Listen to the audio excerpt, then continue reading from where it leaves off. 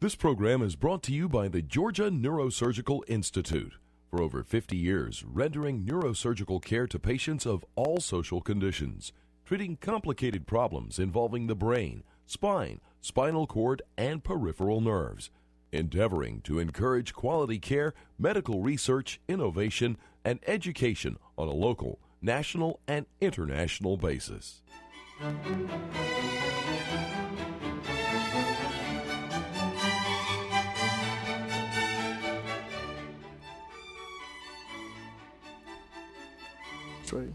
Good evening. I am Joe Sam Robinson, and it's my pleasure to have with us tonight Mr. Brian Badger, who we work with at the Georgia Neurosurgical Institute. And Brian is a physician assistant, and I work with you a lot, do I not, Brian? Yes, sir, Thank you do. Thank you. Thanks. So tonight we're going to talk a little bit about the role of physician assistants in the American healthcare system. And it's a big deal, and I'll tell you that one of the extraordinary things that's happened, at least in my career, is the presence of physician assistants and the very useful functions they perform every day. Mm-hmm. So, Brian, maybe we could start out by discussing your journey through life. I mean, how did you become a physician assistant? How did all that happen for you? I was a corpsman in the Army back in the middle 70s. Wow. In fact, I joined the Army in hopes of going to their PA school. Really?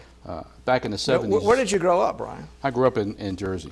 In Jersey? You're a Jersey boy. Is that like you go to the I'm beach? I'm a Yankee that came and stayed, yes, sir. You go to the beach, the Jersey Shore in the summer? Not if you don't want to have brown water. I no, understand. Okay, you don't go to the Jersey Shore. So, all right, I understand, yeah. So, but I was in the Army, tried to get into their Army PA school, because back then it was the gold standard PA school. Yeah, they really were good, yeah. But when it came time to re-up, they said, I might send you to PA school if you re-up. Back then they had the GI Bill. I said thanks, but no thanks. So I got out and went to PA school on a GI Bill. Really? Where did you do that? Howard University. Okay, great. In DC. Yes. And I've been a PA for 32 plus years since. Wow. And so where have your travels taken you? And you must have been one of the first PAs out there. I mean, that was... Well, it began in the middle 60s from Duke in North Carolina, Dr. Steed. Yes. He visioned a person somewhere between a technician and a doctor. A lot of Army and Navy corpsmen coming out of the war that were overtrained. And they're very good, were they not? Anybody that were doing things that there was no counterpart. Anybody in our audience that was a corpsman in the military in Vietnam or anywhere, or saw that in action, just knows the tremendous job that those people did. So you decided to do that. You didn't quite trust the Army, though. Is that correct? I mean, you'd seen things happen. Right? I was young. I was young, but not that young. So I see. I got out and went to PA school and kind of never looked back. And then so you've been many different places doing this. Is I've that right? been, and that's one of the pearls about PAs in general, is that they can branch out into any field depending on which doctor they work with. Yes. I have had probably a dozen different medical hats in my 32 plus years being a PA. I've been an urgent care PA, ER PA, psych PA, correctional PA. So you've seen it all. PA. So your experiences really, you've seen humans in action in many different spheres. In many different, right. And that's one of the good things about PAs. They can branch out. Yes. Different than other medical people. Now have you been in Georgia long, or how did you, We moved down from Georgia, my wife and my 3 sons and daughter, back in 1999. Yes. After having spent almost 20 years in Saranac Lake, New York, which is about 30 miles south of Canada. Wow. So that's pretty. So were you near the Quebecois up there? Or, I mean, they didn't cause any trouble, I hope. No, they were nice people. They were nice people, and they still are. But we got tired of being cold 10 or 12 or 11 months out of the year. You develop a taste for maple syrup, or? Yes, we did. It's hard to find down here. You got to have Karo syrup down in the south. They do ice fishing. You go to the little. We have plenty of ice fishing. The people go out the little hut and drink a lot. I built several ice huts. Yes, sir. Okay, all right. Just checking. Yes, sir. Just checking for what goes on up there. So 30 years up there. Now you get to tell the audience your wife's name and your son's names. My wife's name is Judy. She's a registered nurse. Works in Thomasville, Georgia. Yes. I have a daughter, Erin, who just recently married. and is pregnant. Well, great, good for you. Are you going to be? You're going to be a grandfather. I'm going to be a Is that grandpa. right? Yes. Yes, sir. I have a son that recently graduated Georgia Southern. He's now in the Coast Guard. Really? And I have two sons that are in their senior year. They're twins. They're in Army ROTC at Georgia Southern. Oh, really? So Yes, sir. you've got quite a gang there, all in a couple of in school there. Yes, sir. Yes. Well, okay. One quick thing: do you think Georgia Southern is number one? How are they? They you are think number they're one going to still. do it? They're going all the way. You think? Or Apparently, I don't follow them very well, but from what my sons tell me, they're the real deal this year. well, good. So you made this decision to come to Georgia. That must have been a big deal. The winters just became insufferable. They did. We got to the point in our lives, my wife and I, that it was just too much to take, the snow. Yes. And the cold. So we looked for a place to go.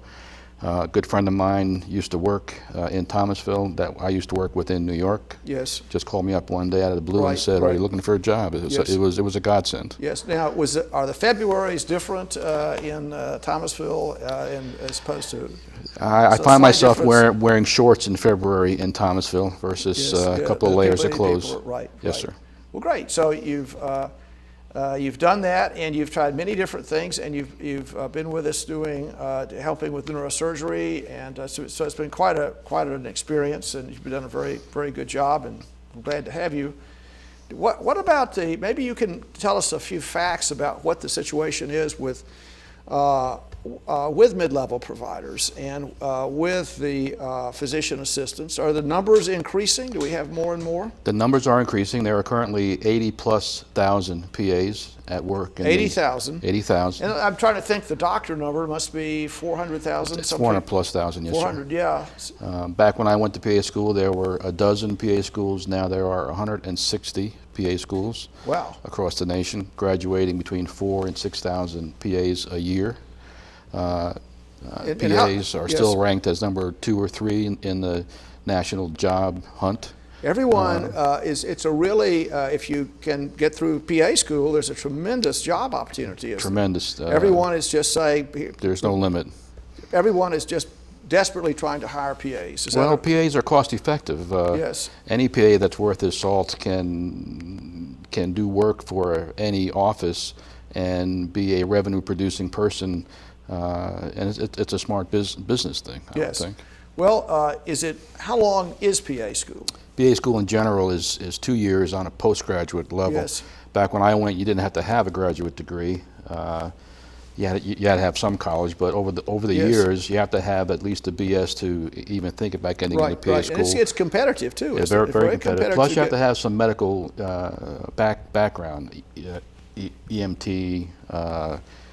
Right. Some sort of medical job that you had done prior to PA school. Right. Now, there's another class of mid-level providers, the nurse clinicians.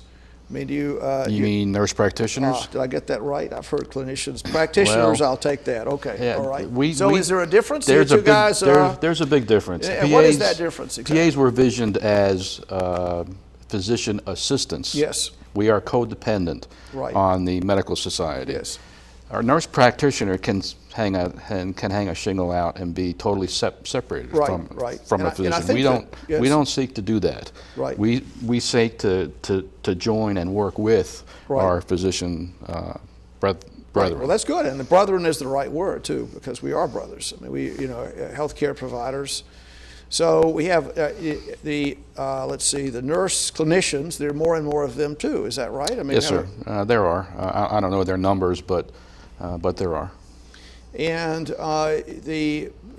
some of the issues that happen is the interchange between the physician and the PA, sort of getting that right. Is that correct? So yes, there's sir. sort of at best, it's like fingers on a hand. I mean, they're separate and social, and they just kind of work together for a common purpose. That's the best analogy. True, but each finger has its real goal in life. Yes, right. Yes. The thumb can't do what the index finger can do, vice versa. Right. So there's but they still work in harmony. Yes. Is this the kind of thing you would encourage a person to do? I mean, to do a young person out there looking into doing this, is that a useful thing? I would, but I have to caution people. a lot of people think PAs are stepping stones to being a physician, and it Yes. just isn't the case. Right. I have known only a handful of PAs in my 30 years who used it as a stepping stone to get to medical school. It's truly a calling to be to want to do PA work versus Right. Yes. MD Yes. work. Yes. But I don't think that people in general view us Yes. too much on a different level than Right. doctors. Right. Now, one of the things that was discussed a little bit is so the economics of this. One of the things we talk a lot about here is trying to make the American healthcare more efficient, to put things together. And, you know, I think most people are becoming very convinced the role of the mid-level providers is a really good way to make things more efficient and get care into different areas in the state. I could imagine a situation in a rural part of the state where there might be one general practitioner and then a number of PAs, and that group of people is able to look after a rural population where a private one doctor Could never do it practitioner alone. could never do. Would you agree with that? Yes, sir. And that's very common in New York State, where I spent 20 years. It's very common to find a PA running a rural clinic and Yes. having a doctor visit from somewhere else once or twice a month to look Yes. over charts. Yes. They're available by phone if they need to be called Yes. urgently.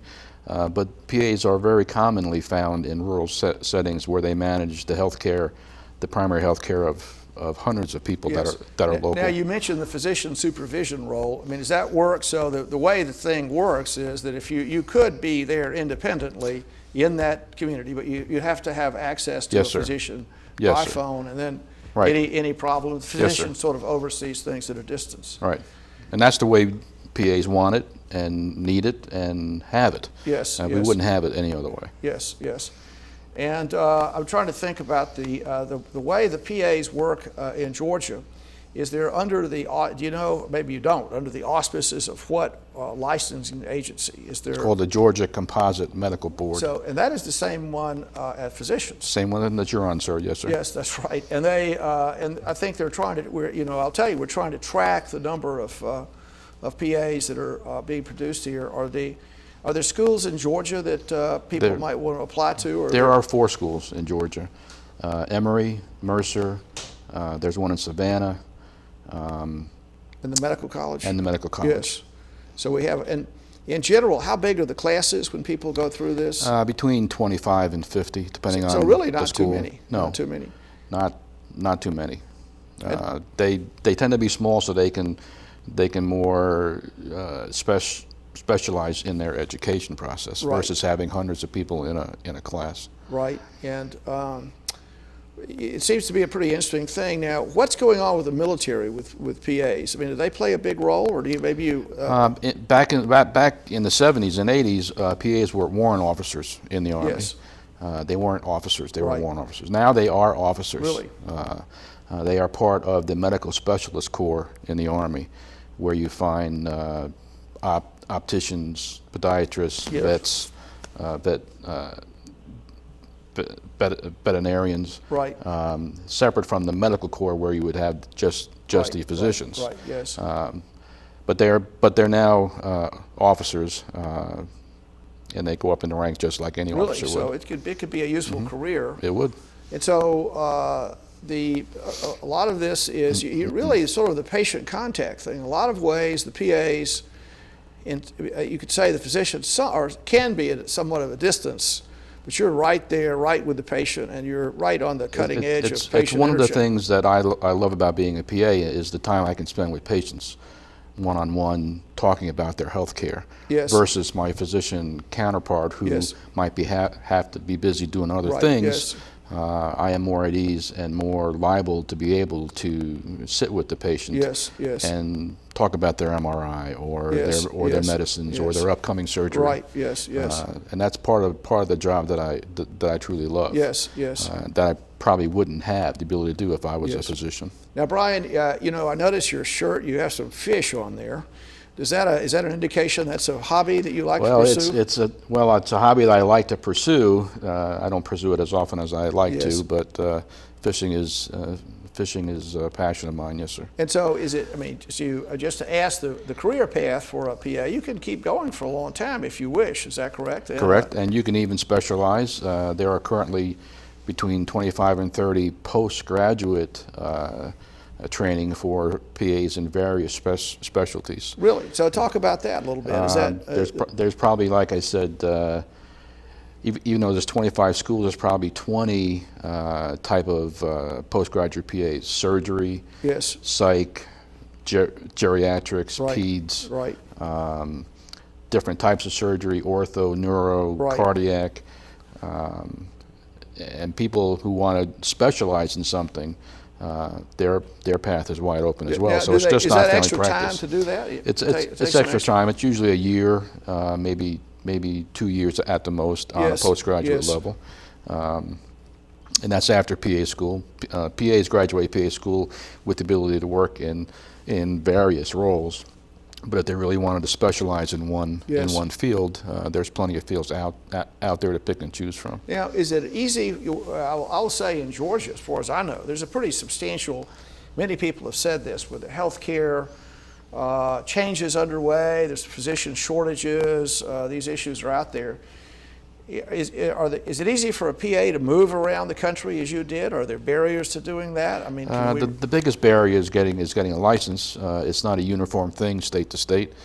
Some states, it took me 18 months to get my Florida license. Really? Versus 18 days to get it in Georgia. Why so long in Florida? It's just the way Florida is. That's the extreme. Right. Most PAs can get licensed in the state within 2 or 3 months. Yes, yes. So it's not that long a period of time, and we can move pretty easily because, as was stated earlier, there's plenty of jobs there. Yes. Well, to me, one of the things to think about is the ratio. If we made the comment, I would say basically there are about 5 doctors for every PA. I mean, that ratio, it would be reasonable for many points of view, mm-hmm, to have that ratio many more PAs out, mm-hmm, there. Is the enrollment expanding? The enrollment is expanding as quickly as the schools can provide the education. Yes. I mean, they're limited with how many students they can support, and like I said, there's only 150 some odd schools that offer PAs. Yes. Training. So there aren't that many schools. I would compare that to the number of medical schools there are.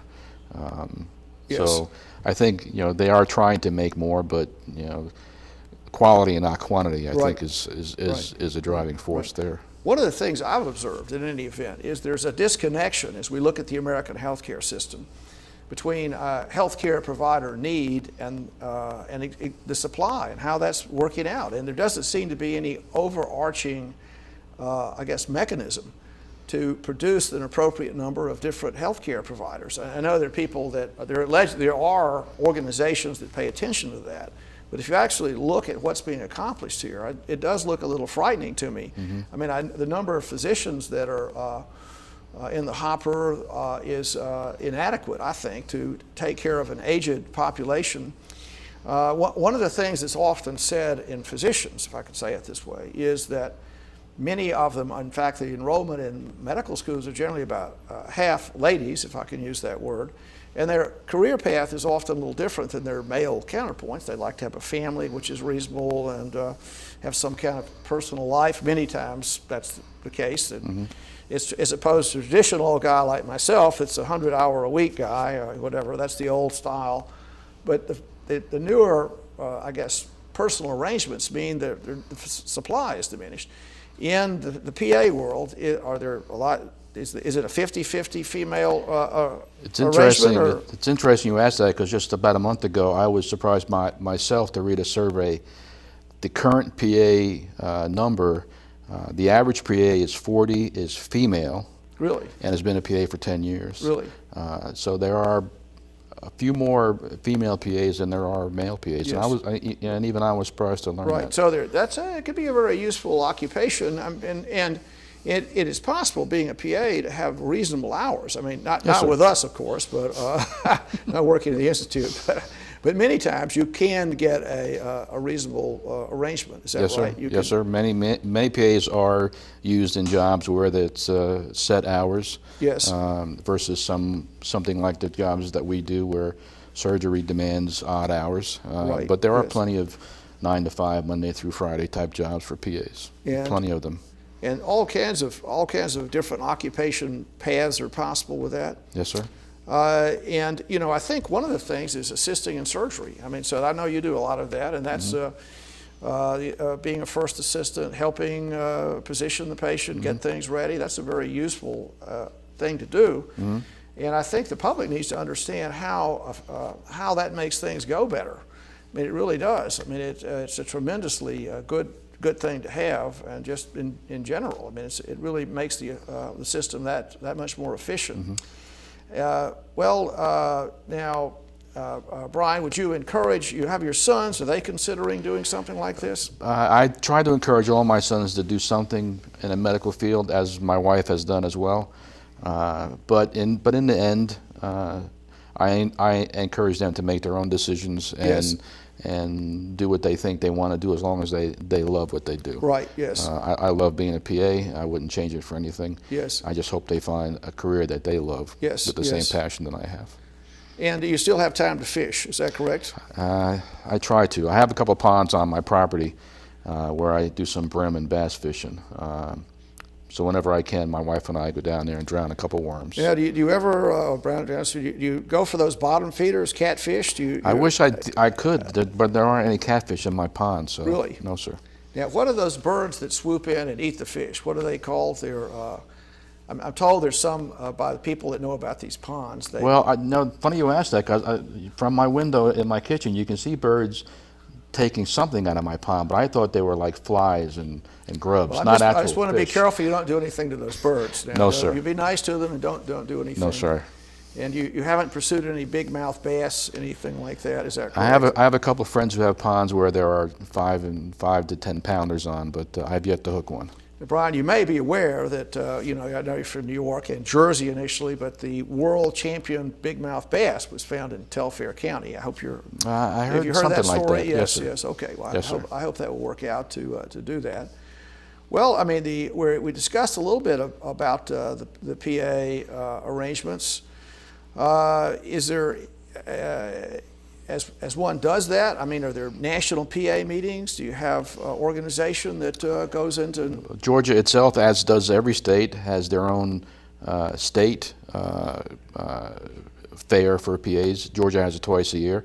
The national organization in Washington has a national conference once a year. Yes.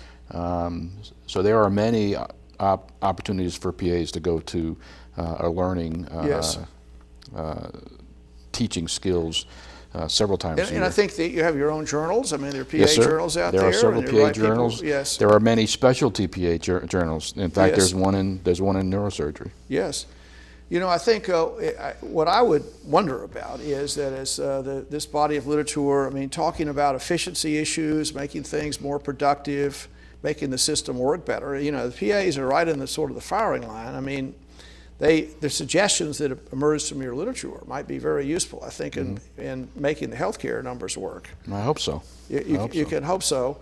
You know, the thing that's out there is we have this huge healthcare change happening. And, you know, one can wonder what the PA role is going to be. It might be a lot, they might be, their role may expand, I think. It is possible. Have you heard any thoughts about that and the changes that are coming? I think it's just a matter of time when you look at what a PA can and can't do, that their role is naturally fit into an expanding health need. Yes.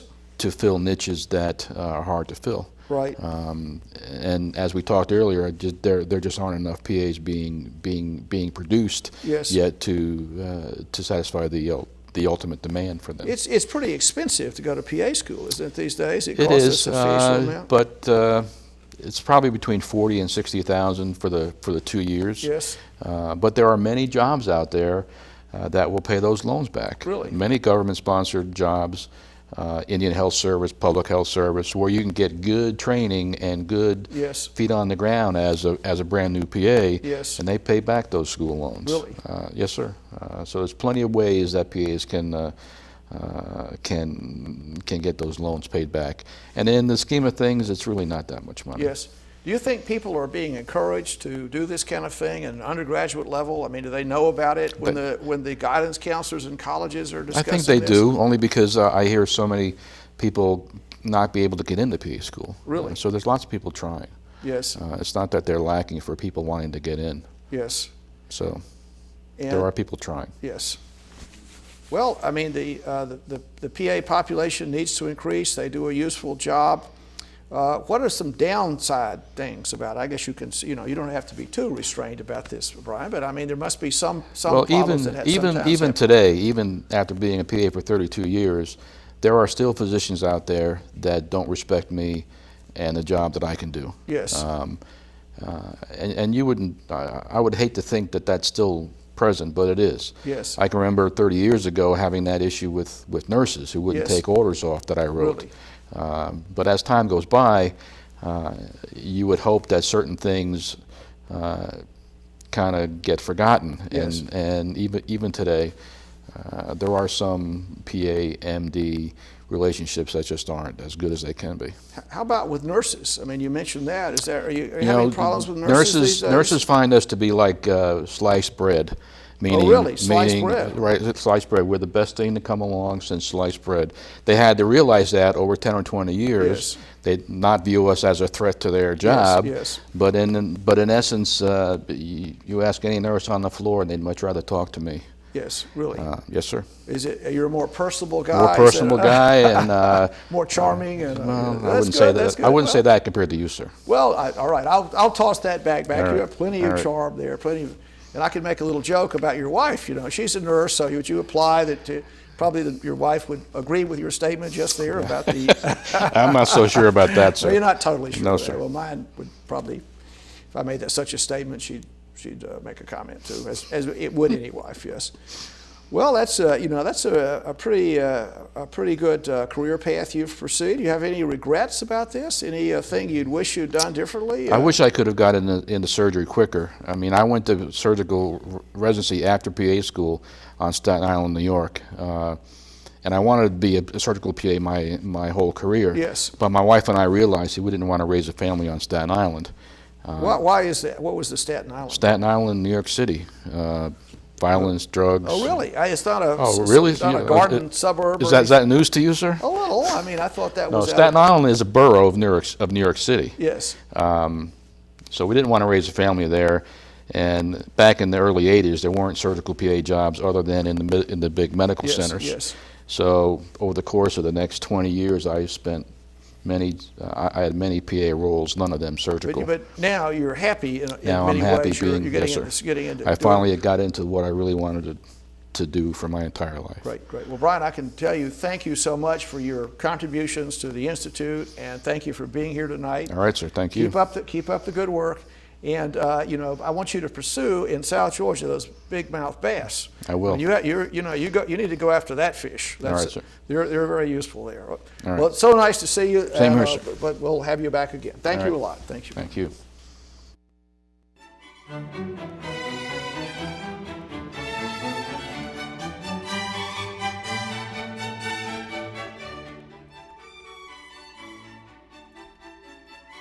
This program is brought to you by the Georgia Neurosurgical Institute.